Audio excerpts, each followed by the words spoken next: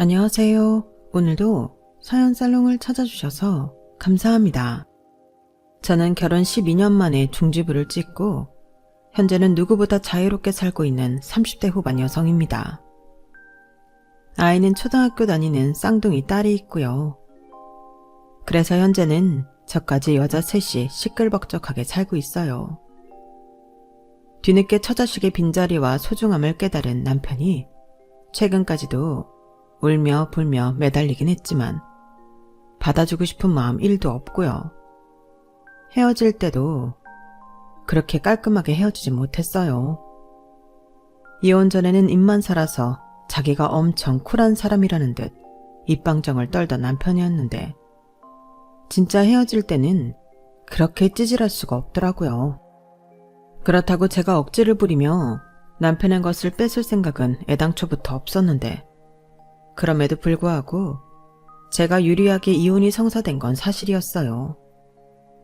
그만큼 그 결혼 생활에 저의 기여도와 희생이 많았던 거죠. 하지만 남편은 인정할 수 없다며 저를 힘들게 했는데 나중엔 제 마음을 돌려 이혼 자체를 없던 일로 만들려 하더군요. 하지만 제가 미쳤나요? 어떻게 한 이혼인데 제가 이 기회를 놓치겠냐고요. 그리하여 최근엔 저도 좀 세게 나가면서 남편과 완전히 쫑이 났는데 그 기쁜 마음을 함께 나누고자 이렇게 사연을 보내봅니다. 저랑 남편은 같은 회사에서 만났어요. 저보다 남편이 4살 많았는데 제 상사였죠. 그리고 1년 가까이 저를 쫓아다녔고 남편의 열렬한 구애 끝에 정식으로 사귀게 된 저는 나름 사랑을 많이 받으며 연애를 했어요. 적어도 그때는 남편이 나이 먹고 찌질하고 치사한 아저씨가 될 줄은 몰랐거든요. 그렇게 2년 정도를 만났고 제 나이 27살에 남편과 결혼했어요. 제가 저희 집 막둥이인데 제 위로 언니가 2명 있거든요. 첫째 언니랑 저는 나이 차이가 무려 8살 차이가 날 정도로 나이 차이가 있는데 둘째 언니도 저보다 6살이 많아요. 그래서 제가 대학에 갔을 땐 이미 2 언니들이 결혼해 출가를 했고 또 조카들도 있었는데 결혼한 언니들이 형부들한테 사랑받고 안정적으로 사는 것이 좋아 보였어요. 그래서 나도 가급적이면 좋은 사람을 만나 30을 넘기지 않고 결혼하고 싶었는데 마침 남편을 만나 연애를 하고 있으니 자연스럽게 결혼까지 하게 되었던 거죠. 그리고 제가 막내라 저만 부모님과 지내고 있었는데 저희 부모님은 서운해 하시면서도 내심 홀가분한 눈치셨어요. 저희 부모님이 원래 사이가 참 좋으셔서 저까지 결혼시키고 나면 둘이 방방 곳곳을 여행 다니며 살고 싶다고 하셨거든요. 2분 다 젊었을 때부터 여행광이었는데 처음 만나게 된 계기도 여행지에서 만나 부부의 연을 맺게 되신 거였어요. 그래서 감사하게도 어릴 때부터 저도 부모님 따라 여행을 많이 다녔는데 어릴 때 종종 그런 이야기를 한 적이 있었어요. 내가 커서 돈 많이 벌면 엄마 아빠 비행기 타고 해외여행 보내줄게. 이렇게 약속을 할 정도로 어린 나이였지만 부모님이 여행을 좋아한다는 걸 알고 있었는데요. 그리하여 제가 대학을 다니면서 아르바이트를 하며 돈을 벌면서 언니들과 자매 계를 하게 되었어요. 직장을 다니던 언니들이 먼저 시작했고 저도 아르바이트를 하면서 합류했는데 취직하기 전까지는 매달 5만 원씩, 직장을 다니고 나서부터는 10만 원씩 내고 있었어요. 그리고 관리는 어쩌다 보니 시집 안 간 제가 하게 되었는데 제가 결혼하게 되었음에도 그냥 하던 사람이 하자고 제가 쭉 하게 되었어요. 그리고 자주 언니들에게 아빠가 환갑이 되면 2분에게 유럽 여행을 선물하자고 이야기를 했는데 언니들도 모두 동의한 일이었어요. 거기에 언니들과 모은 회비가 있으니 부모님 생일이나 어버이날도 걱정 없이 좋기만 했는데요. 그날은 맛있는 거 먹고 부모님 선물도 해드리면서 우리 세자매 기분 내는 날이었어요. 게다가 누가 뭘 더 하고 돈을 더 주고 이런 게 아예 없으니 너무 좋았는데, 물론 두 형부와 남편도 저희가 매달 모두 합쳐 30만 원의 자매 계를 하고 있다는 걸 알고 있었죠. 솔직히 10만 원이 많이 부담되는 돈도 아니고 남편들 반응도 그러려니 하는 분위기였어요.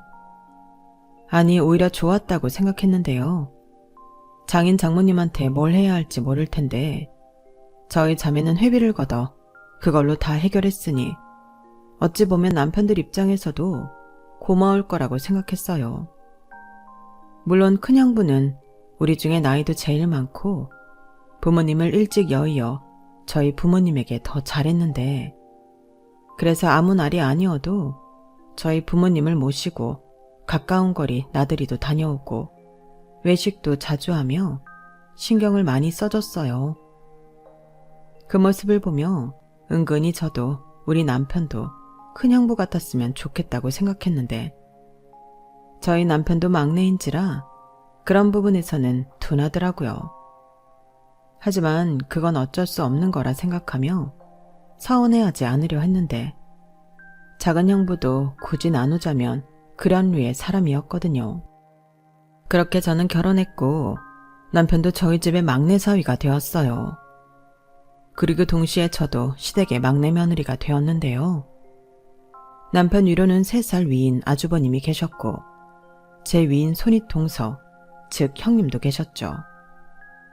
거기에 저희 시댁은 꽤 먼 시골이었는데 시부모님은 농사와 장사를 동시에 하시는 분이셨어요. 그리고 다행히도 며느리 덕을 봐야겠다고 생각하시는 분도 아니셨고, 제가 처음 결혼 허락을 받으러 시댁에 갔을 때도 이 말을 제일 먼저 하셨는데요. 그 말이 뭐냐면, 우리는 다른 거 바라는 거 없다. 니들만 알아서 잘 살면 돼. 우리는 도와줄 수 있는 것도 없으니 각자 알아서 잘 살자. 우리도 너희한테 최대한 기대지 않으려 노력하마. 이거였어요.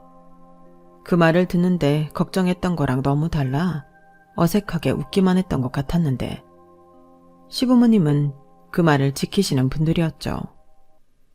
다만 아주버님도 그렇고 남편도 이혼하면서 와이프한테 대리 효도를 바라는 이상한 성격이었는데 아주버님이 특히 심했어요.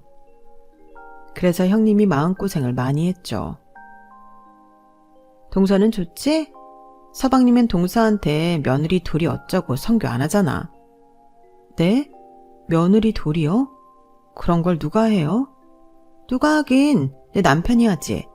아주 지긋지긋해. 부모님도 안 시키는 시집살이를 남편이 시킨다니까. 저런 인간인 줄 알았으면 결혼 안 하는 건데. 난 완전 속아서 했잖아. 그래도 두 분 사이 좋아 보이시던데. 뭐 그것만 아니면 괜찮지. 그리고 나도 맏며느리라 어느 정도는 해야 한다고 생각하는데, 그래도 그거 알지? 옆에서 막 시키려면 하려고 했던 것도 하기 싫은 거. 진짜 딱 그렇다니까. 명절이나 제사 때는 더 하지. 아, 힘드시겠어요. 말해 뭐해. 그래도 장남이고 맏며느리니까 책임감 때문에 그러는 거겠지. 그리고 나도 인간적으로 우리 시부모님이 나중엔 그런 건 좀 알아주실 거라고 믿어. 동서, 말이 나와 하는 소린데 오해는 하지 말고 들어줘. 나는 동서랑 끝까지 사이 좋게 지내고 싶거든. 그리고 도리적으로 동서는 늦게 시집왔고 우리보다 시댁이라고 더 챙기는 것도 없으니 나중에 재산 가지고 싸우는 일은 없었으면 좋겠다. 내가 지금까지 말했잖아. 난 도리도 하고 또 남편한테 달달 볶인다고. 근데 우리랑 동서네가 유산이라도 똑같이 받아봐. 내 입장에서는 얼마나 억울하겠어? 동서도 그 부분은 동의하지? 그렇게 형님은 마음고생을 많이 하는 반면 자기 고생하는 걸 꼭 보상받겠다는 의지가 강했어요. 그리고 나중에 생각해보니 그건 그거대로 괜찮다는 생각이 들었는데요. 시부모님 재산에 욕심 있는 사람이 어련히 나보다 더 잘하려고 할까? 그러면 나는 재산만 양보하면 시댁 관련 일에는 크게 상관하지 않아도 될 것 같았는데요. 그래도 그때도 형님의 말투와 태도에 살짝 기분이 별로라 당시에는 긍정도 부정도 아니게 웃어넘겼어요. 일단 결혼 초반 양가의 분위기는 그랬네요. 그리고 쌍둥이를 낳기 전까지는 저희 부부는 맞벌이를 했는데 쌍둥이를 낳고는 도저히 직장을 계속 다닐 수 없어서 제가 회사를 그만두게 되었어요. 아무리 시터를 고용한다고 해도 그 비용이 만만찮은 게 이유였죠.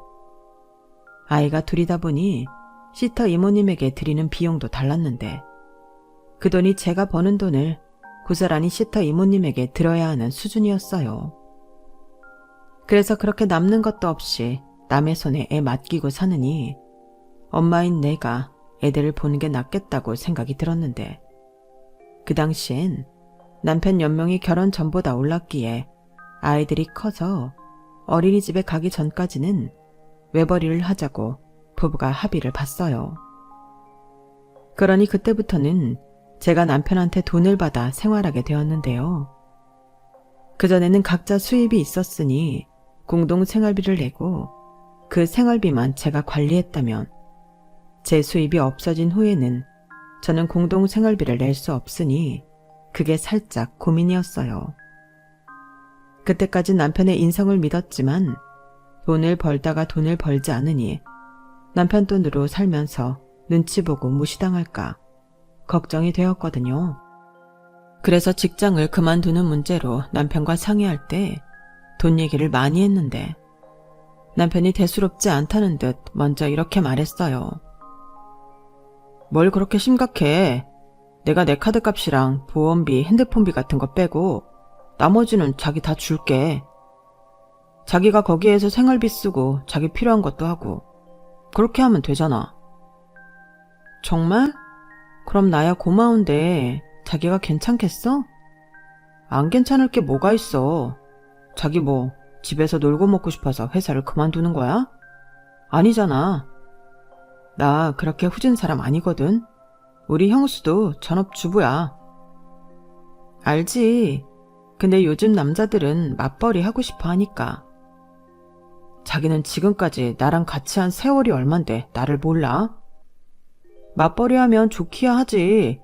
근데 우리 쌍둥이는 나는 오히려 자기가 회사를 그만두고 애를 본다고 결정해줘서 그게 더 고맙지. 그럼 나도 걱정하지 않고 밖에서 일할 수 있잖아. 그렇게 말해줘서 고마워. 대신 자기가 힘들게 버는 돈이니까 내가 최대한 아껴 쓸게. 이렇듯 남편은 그 순간 쿨하게 제 걱정거리를 해결해줬고 저는 힘들지만 행복한 육아를 하게 되었는데 솔직히 마음이 행복하긴 했어도 몸은 엄청 힘들었어요.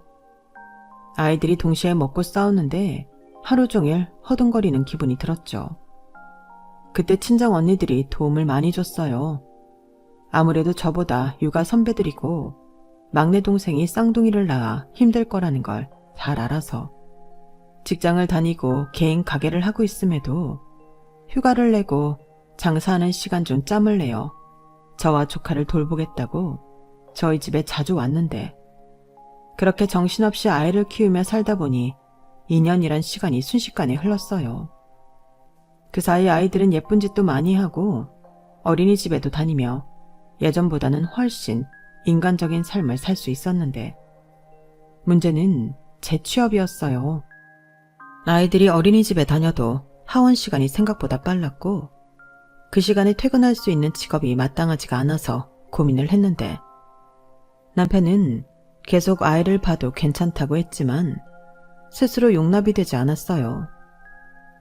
그래서 그때는 취업까진 어렵고 아이들이 어린이집에 있는 시간에 할 수 있는 파트타임, 즉 아르바이트를 구했는데 그것도 경쟁이 치열하더군요.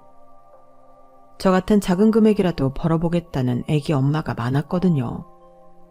그리하여 한 10군데 넘게 돌아다니다 마트 안에서 판촉과 시식 등을 맡아 하는 파트타임을 하게 되었는데 모처럼 일을 하니 신이 났어요. 거기에 무엇보다 제가 돈을 버니 개인적으로 쓰고 싶은 옷이나 화장품 같은 걸 사도 남편한테 덜 미안했는데요. 그러다 아이들이 유치원에 입학하면서 저는 정식으로 취직을 했어요. 경단녀가 되어 다시 취업을 하기가 정말 힘들었지만 눈높이를 낮추고 또 틈틈이 업무에 관한 사전 지식 및 공부를 하니 그게 도움이 되었어요. 그렇게 저는 다시 일을 하는 직장인이 되었고 다시 맞벌이를 하니 집에 경제적으로 여유도 생겼는데 그러니 남편도 아주 티나게 좋아하더라고요.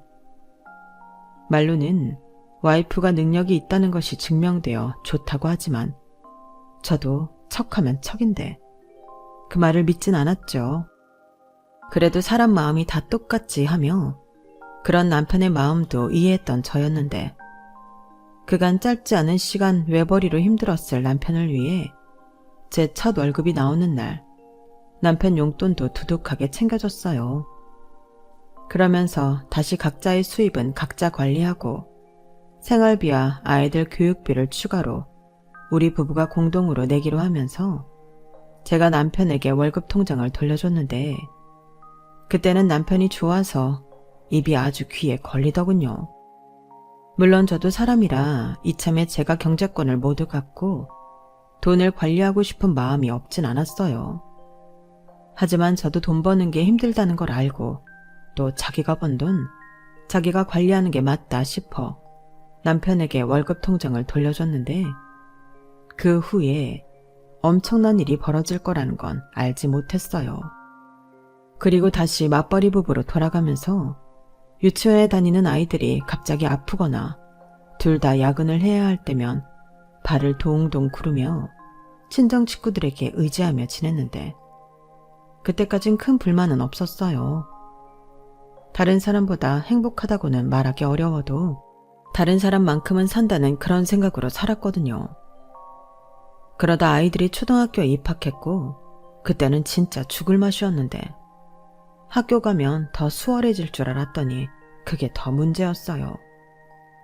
일단 학교 시간이 너무 빨랐고 그 두 아이를 학원으로 돌리며 케어를 하려고 하니 매일이 전쟁이더라고요. 엄마, 나 학원 안 갈래. 집에 가서 다른 애들처럼 간식 먹고 놀고 싶어. 엄마, 나도 힘들어서 학원 가기 싫어. 학원 가면 캄캄해질 때까지 집에도 못 가잖아. 이렇게 제 핸드폰에 불이 나는데 좋게 달래는 것도 한두 번이지. 정말 돌을 닦는 마음으로 아이 둘을 키웠어요. 하지만 남편은 그런 고충도 모르고 평소와 다르지 않은 직장 생활을 했는데 뻑하면 회식이다 모임이다 하면서 집안일은 관심도 갖지 않았어요. 독박육아라고 하잖아요. 생각해보니 저는 쌍둥이를 낳고 줄곧 독박육아를 하고 있었는데 그 덕에 저는 결혼 전보다도 많이 먹어도 8kg가 빠졌고 남편은 20kg 찌는 놀라운 변화를 겪었는데 원래 4살 차이가 나던 저희는 종종 나이 차이가 많이 나냐는 질문을 받게 되었어요. 그때면 남편이 아니라고 정색도 많이 했는데 속으로 엄청 고소했죠. 그렇게 평범한 저의 결혼 생활이 이어졌어요. 형님이 있고 또 형님이 대부분 알아서 했지만 그래도 며느리라 어느 정도의 스트레스는 받고 살았고 남편과도 사이가 좋았다가 나빴다가 싸웠다가 화해했다가를 반복하며 살았는데 그러던 중 시부모님보다 나이가 많던 저희 아빠가 양가 부모님 중에 가장 먼저 환갑을 맞이하게 되었어요.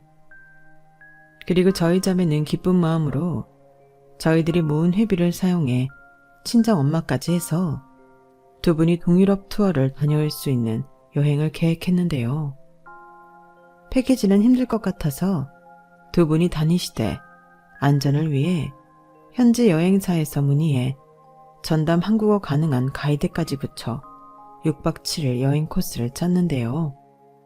언니들과 모여 비행기와 호텔, 또 여행 코스를 짜며 얼마나 행복했는지 몰라요.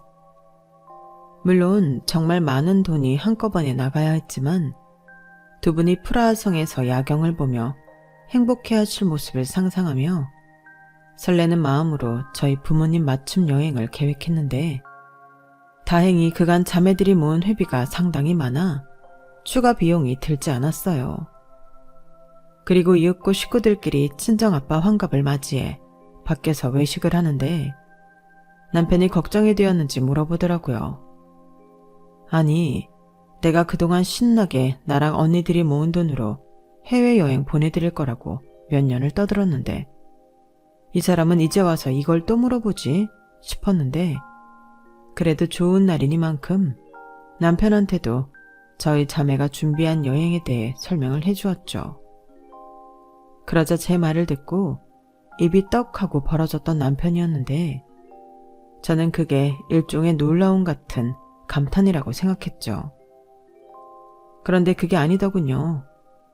남편은 저희 아빠 환갑이라는 것도 잊은 듯 식사 자리 내내 표정이 어둡고 말도 하지 않았어요. 그리고 대망의 우리 자매들이 부모님을 위한 부모님 맞춤 여행에 대해 말을 하니 저희 엄마는 눈물까지 흘리며 좋아하셨는데 진심으로 기뻐하고 박수 쳐주는 형부들과 달리 남편은 소주잔만 계속 홀짝이고 있더라고요. 당연히 저 말고도 다른 가족들도 그 모습이 신경이 쓰이게 되었고 저는 남편이 왜 꼬라지가 났는지 그 이유를 알지 못했지만 그게 무슨 이유든 장인 환갑에 저게 무슨 매너인가 싶어 열이 받기 시작했는데 결국 집에 와서 폭탄 터지듯 터지고 말았어요. 애당초 싸울 것 같아 쌍둥이 애들도 큰언니 집에 보냈는데 이 인간도 저랑 한바탕 하고 싶었는지 집에 도착하자마자 누가 먼저랄 것도 없이 큰 소리를 내기 시작했죠. 그리고 남편의 말에 저는 정말 놀라움을 감출 수가 없었는데요. 저랑 친정 언니들이 그렇게 많은 돈을 모으고 있었을 줄은 몰랐답니다. 아니, 그게 자기랑 무슨 상관이야. 그 회비는 내가 대학생 때 알바할 때부터 모은 돈이야. 자기도 알고 있었잖아. 그래, 알고 있었지. 근데 그렇게 몇 천이 될 줄은 몰랐어. 푼돈 모으고 있던 거 아니었어? 심지어 자기는 일도 안 하고 내가 벌어다 주는 돈으로 살 때도 있었잖아. 그럼 그동안은 내 돈으로 회비를 냈다는 거네? 뭐? 지금 그 돈이 아까워서 그러는 거야? 치사하게? 뭐가 치사하냐? 왜 내 돈으로 자기들이 기분을 내? 나야말로 기분 나쁘지. 처형들이야. 자기들이 번 돈으로 냈으니 이해할 수 있는데 아까 장인 장모님이 나한테 고맙다고 하진 않았잖아. 나는 그게 기분이 나쁘지. 거기에 내 돈도 몇백이 들었는데. 저는 예상치 못한 남편의 말에 어이가 없어 잠시 할 말을 잃어버렸어요. 네, 제가 일하지 않는 기간에는 남편이 주는 돈에서 그 회비 낸 거 맞아요. 그런데 아이들 어린이집에 다니고 난 후로 파트타임을 했고 그때부터는 회비도 제가 벌어냈는데 남편은 마치 저희 부모님 경비에 자기 돈이 엄청 많이 들어간 것처럼 기분 나쁘다 하더라고요. 뭐 그렇다고 해도 장인 환갑인데 자기가 따로 뭐 선물을 준비한 것도 없으면 좋게 지나갈 수 있는 거 아닌가요? 그런데 남편은 그런 개념조차 없었고 그때부터 생뚱맞게 어줍지 않은 효자가 되었는데요. 장인 장모님 유럽 여행 보내드리면 그럼 우리 엄마랑 아빠는 자기 3년 있으면 우리 아버지도 환갑인데 똑같이 해줄 거야? 내가 자기가 똑같이 해준다고 하면 아무 말 안 할게. 뭐? 이게 무슨 말이야? 내가 나 혼자 돈으로 우리 엄마 아빠 여행 보내드리라는 거야? 따지고 보면 회비 중에 언니들 돈이 더 많아. 나는 그냥 거기에 숟가락 얹어서 생색만 내는 거지. 자기도 마찬가지 아니야? 아니 여기서 네 돈 내 돈을 왜 따져? 따질만 하니까 따지지. 억울하잖아. 나는 우리 부모님 제주도 여행도 한번 보내드린 적 없는데 내 돈으로 장인 장모님 유럽 여행을? 야, 우리 부모님이 이 사실을 알면 진짜 속상해서 뒤로 넘어가겠다. 그럼 자기랑 아주버님도 걔 만들어서 해. 매달 20-30만 원씩 모으면 동남아시아, 아니 조금 더 쓰면 가까운 유럽은 보내드릴 수 있겠네. 됐어. 내가 뭐 여행 때문에 그래? 이건 마음의 문제지. 가만 보면 자기나 처형들은 다른 식구들에 대해 배려도 없고 차별적이야. 왜 여기서 자꾸 우리 언니들 얘기가 나오는 건데? 그래, 좋아. 뭐가 그렇게 차별을 받았는지 얘기해봐. 나는 아무리 생각해도 언니들한테 도움받은 거 말고는 생각나는 게 없거든. 그러니까 말 좀 해보라고. 됐어. 나 그렇게 쪼잔한 놈 아니거든. 그냥 내 기분이 나쁘다고. 사람의 기분이 나쁜데 기분 나쁜 티도 못 내? 그게 할 소리니? 그럼 기분 나쁘면 그 상대가 누구든 상관없어? 그럼 나도 시댁 가서 기분 나쁘면 똥 씹은 얼굴로 딴짓하고 있어도 된다는 소리네. 그게 말이 되냐? 며느리랑 사위랑 같아? 며느리는 지켜야 할 도리가 있잖아. 사위는 그런 거 없어. 말도 안 되는 소리하고 자빠졌네. 그래서 사위는 도리가 없어서 그딴 식으로 했다? 그럼 그렇지 않은 형부들은 뭐야? 제발 말이 되는 소리를 해. 사위 도리가 없다고? 도리가 왜 없어? 사람이 어른한테 지켜야 하는 게 도리. 그게 따지고 보면 며느리 도리고 사위 도리 아니야? 그래서 뭐 내가 집에서 살림만 하고 있을 때 냈던 회비 돌려주면 돼? 나 파트타임 때부턴 자기가 준 생활비에서 회비 안 냈거든? 그걸 누가 믿어? 자기는 증명할 수 있어? 나야 주면 안 받을 이유 없지, 내 돈인데. 아니다. 그러지 말고 장인 장모님 여행 보내드릴 때 우리 부모님도 같이 보내줘. 우리 아버지 환갑도 당겨서 하면 되잖아. 무슨 개코 같은 소리야. 그럼 우리 자매가 모은 돈으로 시부모님까지 여행을 보내드리자고? 정신 나갔니? 시부모님은 따로 아주버님네랑 돈을 모아서 가야지. 어차피 가는 김에 같이 가는 건 조금만 추가하면 되는 거잖아. 가성비 따져야지. 그리고 멀어서 부모님들 서로 잘 만나지도 못하는데 이참에 여행 다녀오시면 친해지고 좋지. 야! 저는 남편의 말도 안 되는 쌩때에 그때 버럭 소리를 지르고 말았어요. 정말 저렇게 생각해서 말을 하는 건지 그냥 억지를 부려보고 싶은 건지 그 의중을 알 수 없었는데 확실한 건 그때 남편에게서 정이 확 떨어졌다는 거였죠. 아니, 탐을 낼 걸 내야지. 언니들이랑 모은 돈을 탐을 낼 수가 있죠. 저는 차마 언니들한테 저딴 소리를 전달할 수 없었어요. 하지만 언니들은 제부가 왜 화가 났는지 걱정하며 많이 궁금해했고 저는 없는 이유를 만들어내느라 진땀을 흘려야 했는데요. 그날 이후 제 결혼 생활은 완전히 달라졌어요. 이건 뭐 시집살이가 아니라 남편살이라고 해야 할 정도로 저를 괴롭히더라고요. 평소 아침도 안 먹는 사람이 밥을 먹겠다고 했고 꼭 따뜻한 갓 지은 밥에 국이랑 기본 반찬 3가지 정도는 있어야 한다고 했는데 콧방귀도 끼지 않았어요.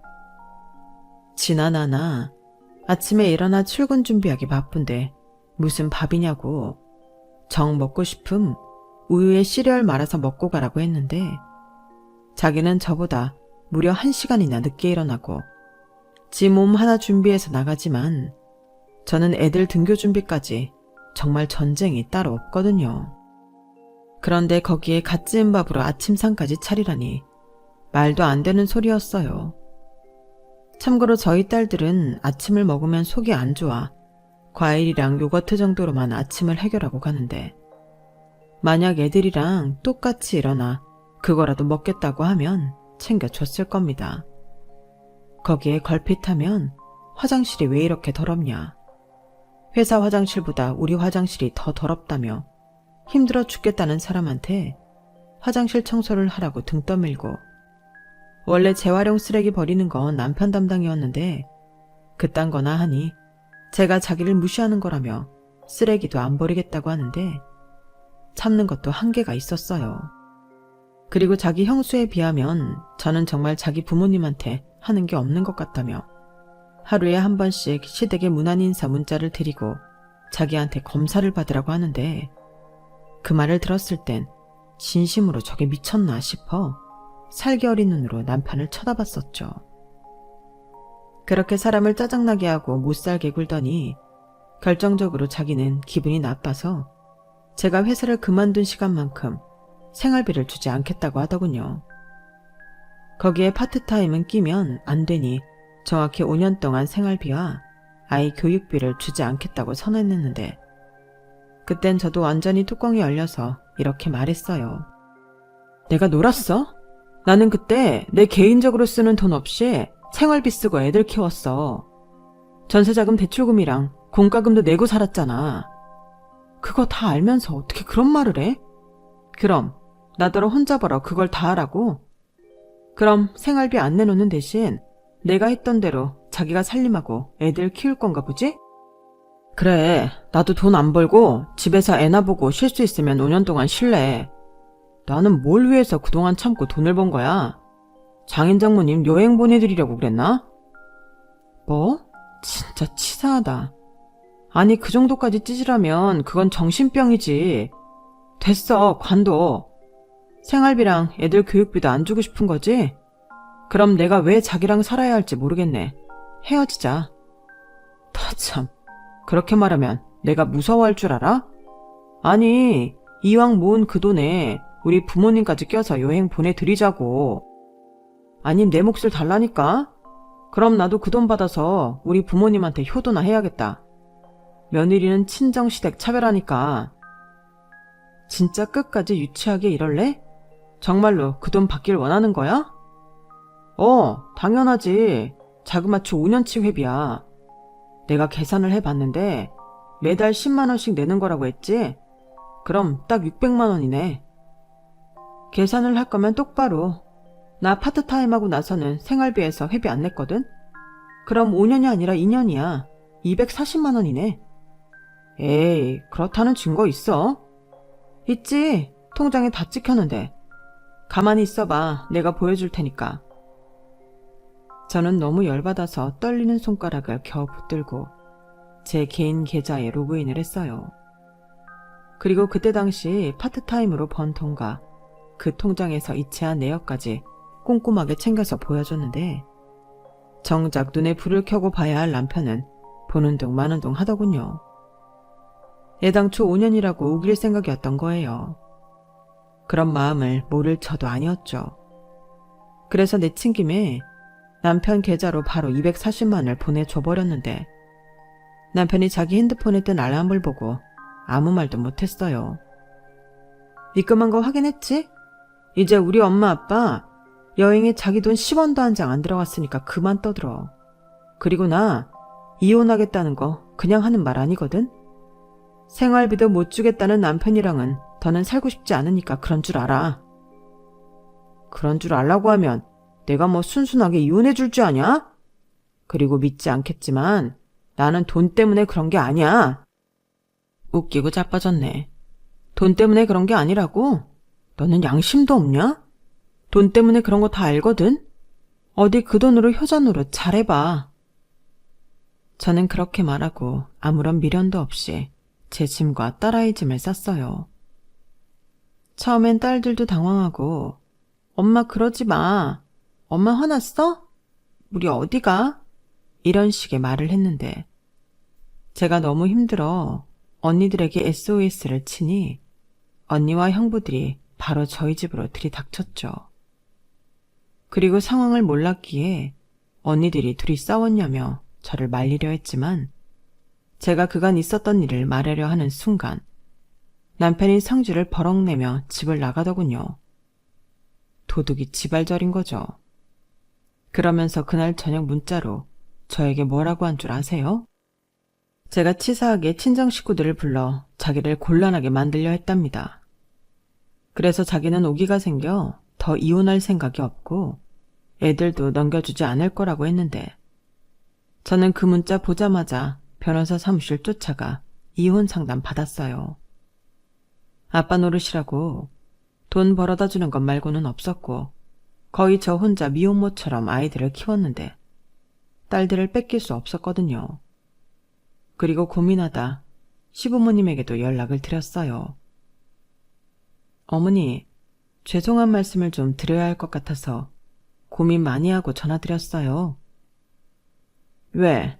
무슨 일 있냐? 그게요. 제가 애들 아빠랑 더는 살기가 어려워서. 저는 차분히 그간의 일들을 자세하게 설명드렸어요.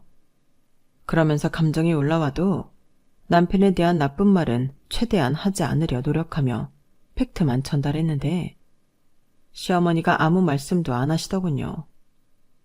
그래서 전화가 끊어졌나 싶을 정도의 긴 침묵이 이어졌어요. 그리고 이윽고 시어머님이 말씀을 하셨는데요. 네 마음은 이미 굳어진 거냐? 다시 생각할 여지가 있는지 물어보는 거야. 죄송해요. 제 마음은 이미 확실해졌어요. 그래, 알았다. 그동안 못난 내 아들이랑 살면서 네가 고생이 많았구나. 내가 대신 사과하마. 미안하다. 나도 팔이 안으로 굽는 부모라 내 자식 말도 들어봐야겠다 싶은데 그래도 네가 그러겠다 결심했다고 하니 내가 네 뜻은 잘 알겠다. 우리가 또 통화를 할 일이 있을까 싶어 하는 소린데 내 아들이랑 헤어져도 건강 잘 챙기고 잘 지내라. 바빠서 이만 끊어야겠다. 전화해줘서 고맙다. 시어머니는 그렇게 말씀하시고 전화를 먼저 끊으셨어요. 그리고 끊어진 전화에 저는 한동안 아무것도 할 수 없었는데 그냥 너무 죄송하더군요. 남편과는 정말 못 살겠다는 마음이 100%, 200%인데 제가 시어머니 마음을 무겁게 해드려 그게 너무 죄송했어요.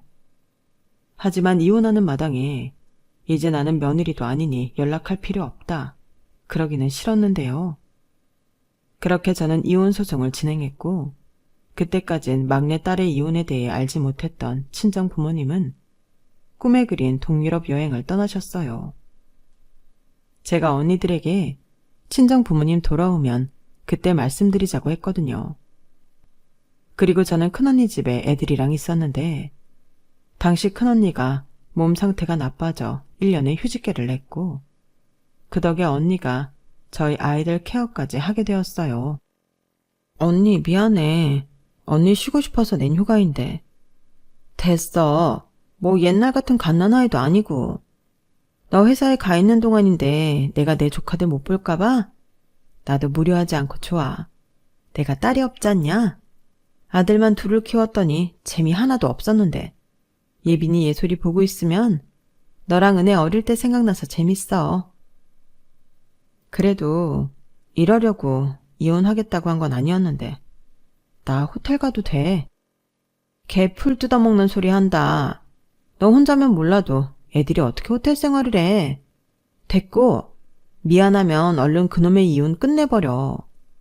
내가 진짜 이유를 몰랐을 땐 무슨 이혼이냐 싶었는데 나랑 은혜 네 남편 머리털 다 뽑아놓을 뻔했잖아. 어떻게 사람이 그러냐? 나는 지금도 믿기지가 않는다. 원래 그렇게 뻔뻔한 사람이었어? 아니, 내가 그랬음 결혼하고 애까지 낳았겠어. 근데 세월이 사람을 저렇게 만들어놨네. 아니, 이게 세월 탓을 하는 게 맞나? 원래 저런 사람이었는데 내가 몰랐나? 요즘엔 나도 잘 모르겠어. 됐다. 그래. 어차피 헤어질 마당에 그거 알아서 뭐하게? 국 끓여 먹을 것도 아닌데. 됐고 뭐 하나라도 손해보지 말고 제대로 이혼해. 네 형부 선배가 있는 사무실 간 거지? 그 사무장님이 엄청 꼼꼼히 챙기시더라. 덕분에 뭐 한시름 덜었지 나는. 이래저래 고마워. 나도 빨리 집 구할게. 천천히 해. 이왕이면 엄마 아빠 집 근처로. 아니면 아예 엄마 아빠 집으로 들어가라. 두 분 다 곧 있으면 은퇴하시는데 너네들 있으면 좋지. 생각해 볼게. 엄마 아빠 생각은 또 다를 수 있으니까. 저는 지금도 언니들 없었으면 어떻게 됐을까 생각할 정도로 언니들 도움을 많이 받았어요. 특히 큰언니 도움을 전적으로 받았는데 성격이 불같은 작은 언니는 결국엔 남편 회사를 찾아가 남편 머리털을 다 뽑아놓고 왔더라고요. 작은 형부가 경찰인데 작은 언니가 신고를 당해 형부가 가운데서 많이 난처했다는 소리를 나중에 들었어요. 게다가 언니가 남편을 찾아갈 때 큰 현수막 같은 것도 만들어 로비에 걸었다고 했는데 그 덕에 남편이 아주 유명 인사가 되었다 하더군요. 결국 그것 때문에 작은 언니가 명예훼손으로 고소를 당했는데 그때 저희 언니가 그랬어요. 네가 훼손당할 명예가 있냐? 지나가는 똥개가 없겠다. 저 말을 했는데 지금도 저희들끼리 모이면 빠지지 않는 명언이 되었어요. 그렇게 작은 언니가 깽판을 쳐서 제 이혼 소송은 다소 시간이 걸리게 되었지만 저는 결국 깔끔하게 승소했어요. 그리고 아이들이 아빠의 유대관계가 부족하다는 점이 받아들여져 친밀도가 높은 제가 양육권을 갖고 오게 되었고 재산 분할 기여도에도 상당수 인정받은 부분이 있어 정확히 재산의 반절을 가져올 수 있었는데 그러는 과정에 전혀 몰랐던 사실을 알게 되었어요. 이 인간이 비트코인에 미쳐 자기가 가지고 있던 것은 물론이고 개인 신용대출까지 받아 탕진한 상태였는데 그래서 전세 보증금을 저랑 반씩 나누면 생활이 안 된다고 하더라고요. 거기에 자기는 빚 때문에 양육비도 못 준다며 양육비 안 받는 조건으로 이혼을 하든 아니면 이혼을 하지 말자고 하는데 제가 헛소리하지 말라고 했습니다. 다른 건 모르겠는데 아이 아빠가 양육비를 안 주려고 꼼수를 부리는 게 너무 역겨웠어요. 그래서 집 보증금을 전부 제가 받는 조건으로 양육비를 안 받겠다고 조건을 걸었고 남편은 그럴 수 없다며 다시 핏대를 올려 다시금 법적 다툼이 이어졌는데 남편이 수입이 없는 게 아니었기에 법원에서는 매달 양육비로 260만 원씩 아이들이 성인이 되기 전까지 송금하라는 판결이 나왔어요. 그리하여 남편은 결국 더럽고 치사하다며 집 보증금을 저에게 모두 넘겼죠. 계약 당시 공동명의였기 때문에 남편의 동의하에 보증금을 반환받게 되었어요. 그리고 남편은 보증금 500에 40만 원 월세에 들어갔는데 처음엔 보증금만이라도 달라고 찌질하게 굴길래 대꾸도 안 했습니다. 남편은 자기가 가진 걸 모두 뺏겼다고 생각하지만 사실 계산을 제대로 하면 제가 손해였거든요. 260만 원씩 남은 8년을 받는다고 하면 2억이 넘는데 저희 보증금을 반반씩 나누면 1억이 안 됐어요. 그러니 그 500만 원도 저는 줄 수 없다고 했고 모든 게 다 끝났으니 다신 연락하지 말라고 했는데 처음 반년 정도는 잠잠하다 그 후로 남편이 계속 매달리기 시작했어요. 혼자 살아보니 가족이 그립다느니 애들이 너무 보고 싶다느니 마누라의 소중함을 깨달았다며 혼자 생쇼를 다 했는데 너무 싫었네요. 저는 이혼하고 너무 좋았거든요. 여행을 다녀오시고 제 이혼 소송에 놀란 부모님은 자기들 때문이냐며 꽤 오랫동안 힘들어 하셨는데 제가 아니라고 이렇게라도 알게 되어 다행이지 다 늙어 알았으면 어쩌냐고 설레발을 치니 그건 맞다고 저희 아빠가 그러셨는데 그 후 한동안 부모님 집에 머물며 지냈어요. 적어도 이혼 소송이 마무리되는 동안은 같이 있자고 하셔서 그렇게 했는데 보증금 전부 찾아오고 친정 근처에 신축 빌라를 대출 조금 끼고 구입했죠. 아파트를 갈까도 생각했는데 아이들이랑 넓은 새 집에서 살고 싶었어요. 무엇보다 쌍둥이 딸들이 이 집이 좋다고 선택해서 매매하게 되었는데 발코니에서 방울토마토도 키우고 상추도 키우고 꽃도 키우며 가끔은 발코니 바베큐도 즐기며 재미나게 살고 있습니다. 어떻게 된 게 엄마 아빠가 이혼을 했는데도 아빠를 한 번도 찾지 않는 딸들이었어요. 그래서 제가 혹여 아이들이 제 눈치를 보느라 아빠 얘기를 못하나 싶어 제가 먼저 꺼냈는데 애들이 그러더라고요. 어차피 아빠는 우리들이랑 안 놀았잖아. 우리한테 아빠는 존재감이 없어. 맞아. 쉬는 날에도 혼자 잠만 자고 밖에 나가서 놀기만 하고 아빠한테는 이상한 냄새도 많이 났어. 이렇게 말하는데 오히려 이혼 후 더 밝아진 아이들을 보며 아이러니하게도 저는 이혼한 게 미안한 게 아니라 잘했다는 생각을 했어요. 그 반면 죽겠다는 남편은 자기 집에서도 버림을 받았다고 하는데 한 번은 형님이 전화를 했더라고요. 동서? 아니, 이제 동서라고 부르면 안 되는 건가? 아무튼 잘 지내고 있어? 그게 아니고 내가 이 소식은 전해야 할 것 같아서 말이지. 서방님 집에서 완전히 제명당했어. 뭐라고 하시더라? 내가 언제 해외여행 보내달라고 했냐? 왜 혼자 오바 떨고 네 식구도 못 챙겨서 이 난리를 피우냐? 뭐 이러시면서 당신들 죽어도 장례식에 올 생각도 말라며 쫓아내셨는데 난 이번에 우리 어머님 아버님 무서운 사람이란 거 처음 알았잖아. 뭐 덕분에 어머니 아버님 유산은 모두 우리 차지가 될 것 같다.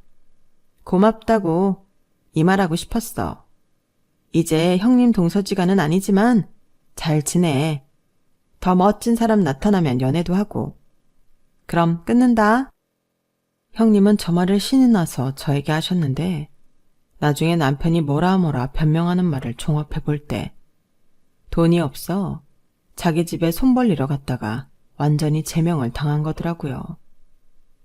그리하여 빚 때문에 알거지가 됐는데 뭘 어떻게 했는지 갚아도 끝이 보이지 않는다며 저에게 돈을 빌려달라고 했어요. 제가 미쳤습니까? 저런 인간에게 돈을 빌려주게요. 그리고 말이 빌려주는 거지 그 돈 못 받는 돈이잖아요. 그래서 더 확실히 연을 끊어야겠다고 생각했고 작은 형부 도움으로 저는 그 인간이 저랑 저희 딸들에게 접근하지 못하도록 접근 금지 신청을 했는데 나타날 때마다 제가 경찰에 신고를 하니 자기가 무슨 범죄자냐며 억울하다고 소리를 질렀어요. 그리고 형부가 찾아가 돈 100만 원 찔러주며 다시는 저 찾아오지 말고 다음에 또 걸리면 돈도 돌려받고 있는 거 없는 거 탈탈 털어 진짜 전과자 만들어주겠다고 협박을 했다는데 눈앞에 놓인 돈에 눈이 돌아 알겠다며 각서에 지장을 찍었대요. 진짜 이상한 사람 아닌가요? 아무튼 그 후 정말로 남편놈은 저희 모녀지간 앞에 나타나지 않게 되었어요. 형부가 이젠 진짜 걱정하지 말라며 저를 안심시켜줬는데 어쩜 이렇게나 제 주변엔 고마운 사람들밖에 없는지 모르겠어요. 그나저나 이혼하지 않았다면 저놈이 저렇게 비트코인에 돈을 말아먹고 있다는 사실도 모르고 내내 같이 살았을 텐데 그것도 모르고 계속 살았다면 어떻게 되었을까? 지금도 아찔하기만 합니다. 그래서 이혼은 어찌 보면 제 인생을 구해준 것과 다름이 없어요. 그리고 내 집에서 우리 예쁜 딸들과 매일매일 즐거운 추억을 만들어가고 있는데 앞으로도 더 힘을 내서 지금 이 행복을 지키고 싶은 마음입니다. 거기에 더불어 친정 부모님, 언니들, 형부들까지 받은 만큼 언젠가는 보답할 수 있었으면 좋겠어요. 그리고 끝으로 본의 아니게 큰 고민거리를 안겨드린 시부모님에게도 심심한 사과의 말씀을 전해드리고 싶습니다. 표현은 하지 않으셨지만 누구보다 며느리들과 잘 지내려 노력하시고 사셨다는 걸 잘 알고 있어요. 그래서 정말 이유는 했지만 순수하게 건강하셨으면 좋겠다는 마음인데요. 부디 부족했던 며느리 빨리 잊으시고 행복하게 사셨으면 좋겠습니다. 이상 제 사연은 여기까지였어요. 결혼 전부터 모았던 친정 회비 때문에 이혼하게 될 줄은 몰랐는데 제 사연 어떻게 들으셨는지 궁금합니다. 저는 지금도 아주 잘 지내고 있고 앞으로도 남편 없이 더 보란듯이 잘 살 거예요. 그리고 우리 딸들에게도 든든한 버팀목이 되어주는 게 현재 목표인데 제가 제 목표를 끝까지 잘 지켜낼 수 있도록 많은 응원 부탁드립니다. 그럼 지금까지 제 사연 들어주셔서 감사드리고요. 앞으로 더 씩씩하게 잘 살겠습니다. 안녕히 계세요. 여러분, 사연 댓글에 응원과 현명한 조언 부탁드려요. 좋아요와 구독은 저에게 큰 힘이 됩니다. 오늘도 좋은 일 가득하세요.